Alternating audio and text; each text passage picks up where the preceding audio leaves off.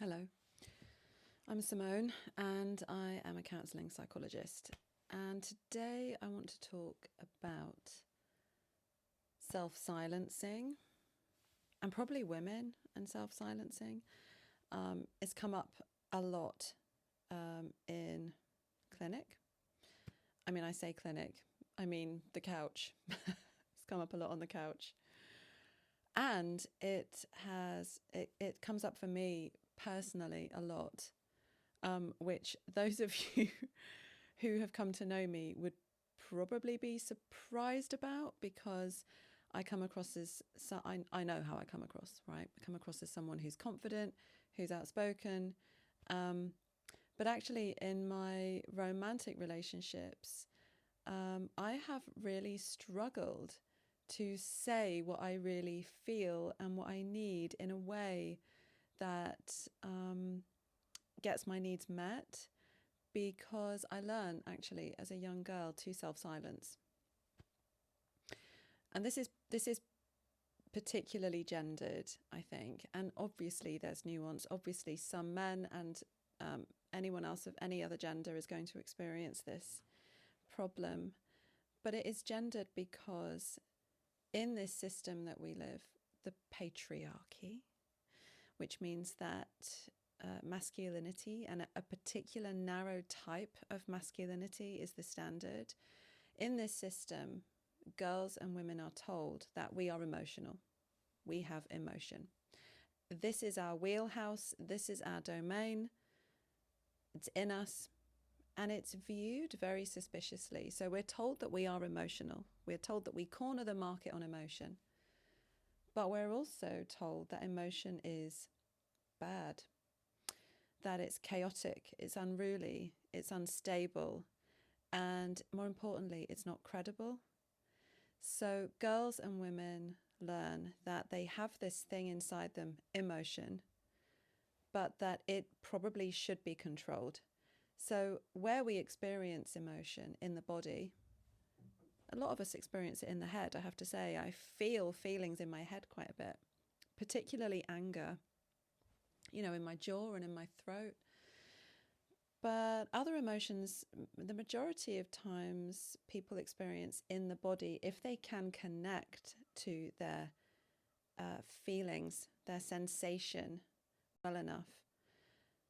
But we view that with suspicion, we view that with some negativity. And so we learn that the body needs to be a vehicle for the head, and the head must control what is going on in the body. And immediately what you've got there is a kind of fracturing. You've got a dissociation. The body is viewed with suspicion. The head is considered this kind of master controller. The head is therefore masculine. The body is therefore feminine because it's wildly chaotic and labile. And we learn that what we need to do is control our emotion. Now, for me, for a lot of women that come to speak to me in my work, what is revealed is that our emotion is bottled up, compressed. And I always like to use the metaphor of putting your finger over the end of a hose pipe.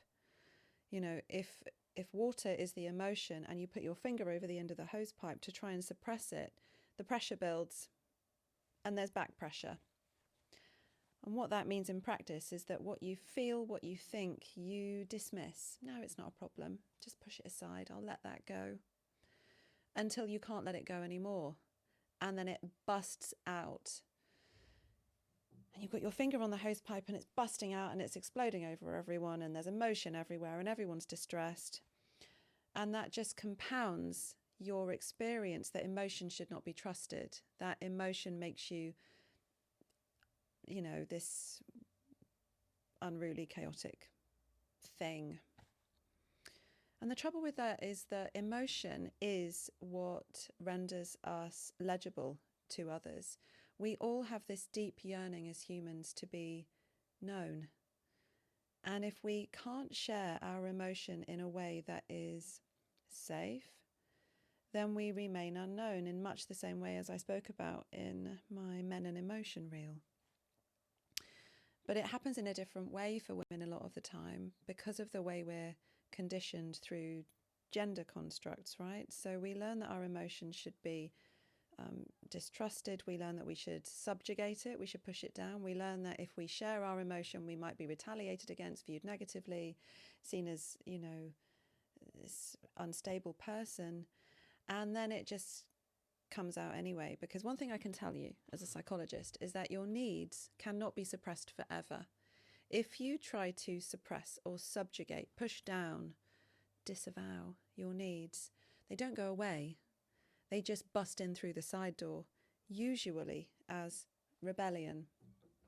And that's how a lot of extramarital affairs happen, because you can't get your needs met within the confines of your relationship because you self-silence, or because the other person actually refuses to understand you. They are not interested in your experience because they do not have capacity.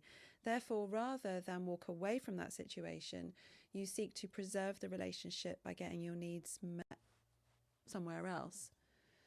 And I'm not taking a moral stance on that. I'm just saying from my experience, that's what happens. And I'm not blaming anyone here either.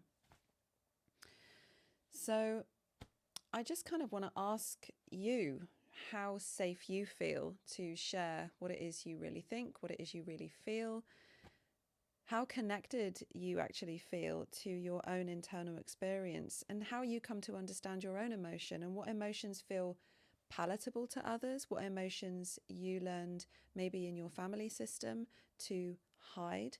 A lot of the time with the women I work with, they push down their healthy anger because they are afraid that if their anger is revealed to others, that it will be the end of a relationship. Now, anger shouldn't be the end of a relationship as long as it's expressed in a way that's productive and invites somebody in to be curious about what were the conditions for that anger to be felt, what happened. So anyway, I like to do this unscripted. I don't like to use large language models, but it means that it's messy, and sometimes I share shit about myself. So I think we need that these days. I think we need to keep it a bit more real.